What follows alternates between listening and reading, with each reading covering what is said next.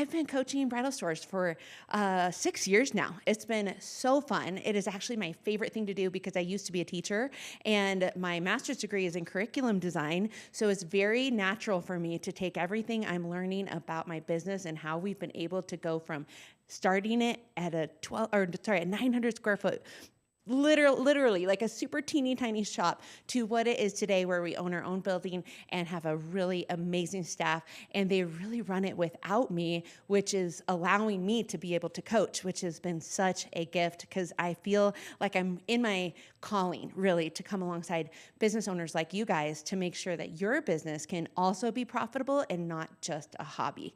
You guys work so hard and you give up your weekends. So for this to be something that you make money at would also be my goal. So it's not just something you love and have a passion for, but something that you also can turn into a profitability situation, because one day we want you to be able to retire and sell the business for a good amount of money to set yourself up for the end game. So those are kind of the goals I have for my clients, to help them enjoy their business more, have a little bit more freedom, and to be profitable enough to have something valuable to sell when it is their time to retire. Today, I'm going to talk to you about invisible leaks inside of your business. But what I really want to start by saying is, Boss is created to teach you how to make more profit, but this was kind of an interesting take when I created this lesson. I was like, I'm teaching all these people on how to make more money, make more money, make more money. But what's crazy is that some of them aren't realizing that some of it's sneaking out the back door,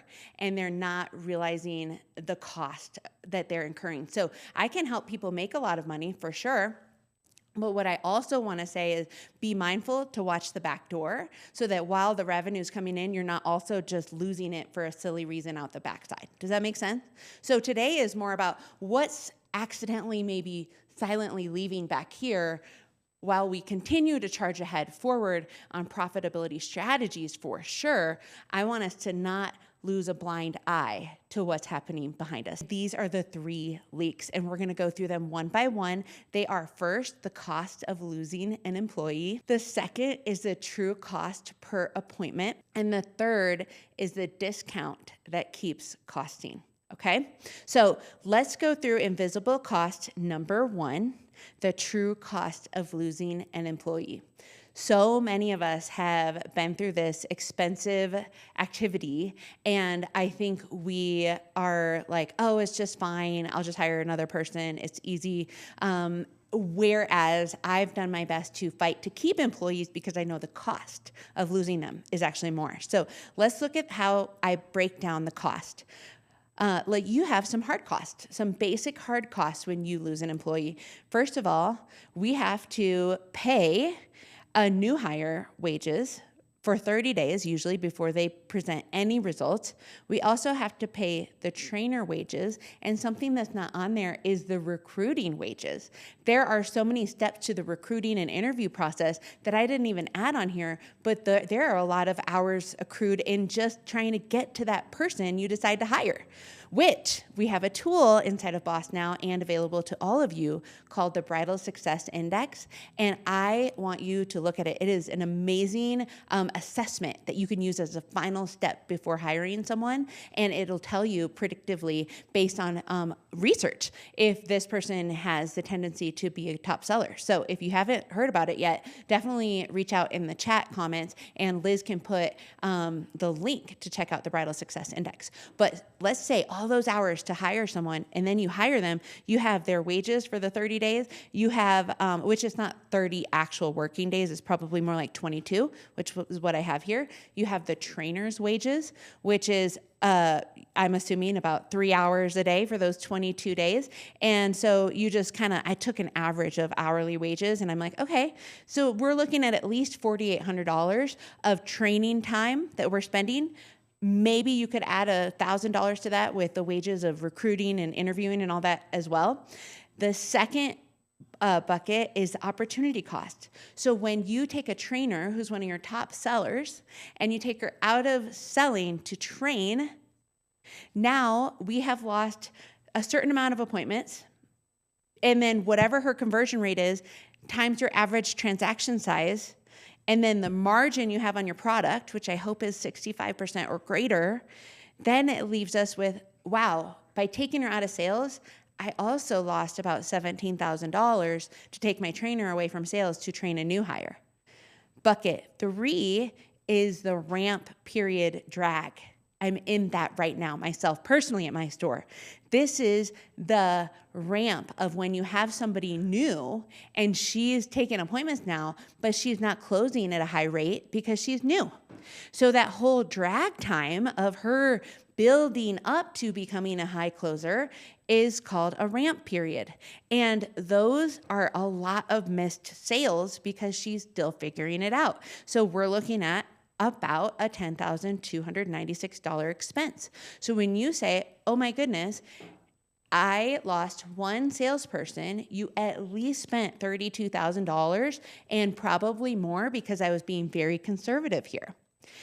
Versus you could have kept the A player possibly by doing maybe one of these 3 things, A, B, or C.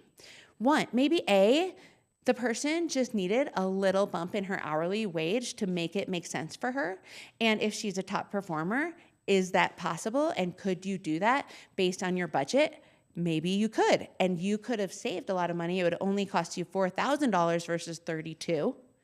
Option B is maybe there was a bonus structure that you were missing out on that you could have offered that's guaranteed to protect you as well.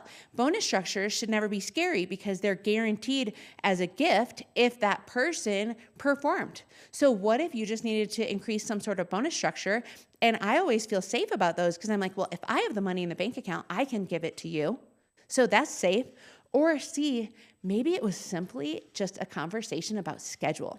A lot of people's lives change, seasons change, and they just needed a schedule change. And simply having a hard conversation to say, hey, I know you're thinking about wrapping it up here, but before you do, what's the hard thing about it? Like, what is the thing that's making you want to wrap up your time? Could we talk through that? And let me see if there's anything I can do to come back and make it work. So I call those listening sessions where I know somebody's a little unsettled about their role. And I say, can we just have a listening session where I just sit and listen? You tell me what's going on. How are the things in your job impacting you in a way that you don't want to work here anymore? And I'd like to listen to see if there's anything I can do about it. I would love to listen, and then I'll circle back to you and we can find a time to see if there's anything I can do to keep you. Now, I would tell you I have a lot of long-term employees because of that hard conversation. I've also still lost people, but I felt like I did everything I could.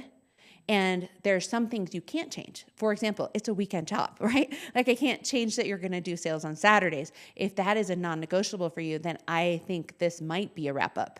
But I would tell you, I feel better knowing I did everything I could before I spent another $35,000 to try and recruit, interview, hire, onboard, train, have a ramp drag of a new employee. So one of my KPIs for my manager here at my store is actually the retention rate of my team. Because sometimes people have left because they didn't like the team, they didn't like a leader, or they didn't like the schedule, whatever it might be. And I always tell my manager, I'm like, you run a good team when you keep it at a high retention rate, when people love their job, they love to work here, they feel purpose in their work. And my goal is to have a 95% retention rate from year to year. Now, I understand 5 to 10% is going to drop off. We typically see a 10% drop off every single year. And I say school year, that's how I run my years. So like July to July. And I will anticipate in June, some people will not say, I want to do this another year. And that's okay. I will do what I can to keep them, but I know it will be true. I want to challenge you to say, what kind of retention rate am I operating under as a team? And what goal have I put out there as a leadership team with my manager to keep people? Because it really is much better to keep people, as you can see financially. Inside of Boss, I actually did an extended version of this lesson, and every single one of these costs has a working worksheet. So if you just joined, you can go back and watch the longer version of this class, and there is a spreadsheet, like I'm showing you on the screen now, where you can just plug in your numbers, and it'll automatically populate what that cost is for your store specifically on what a new hire would cost you if you lost someone in your store. So I hope that it was like eye-opening for you. We're going to move on to point number 2.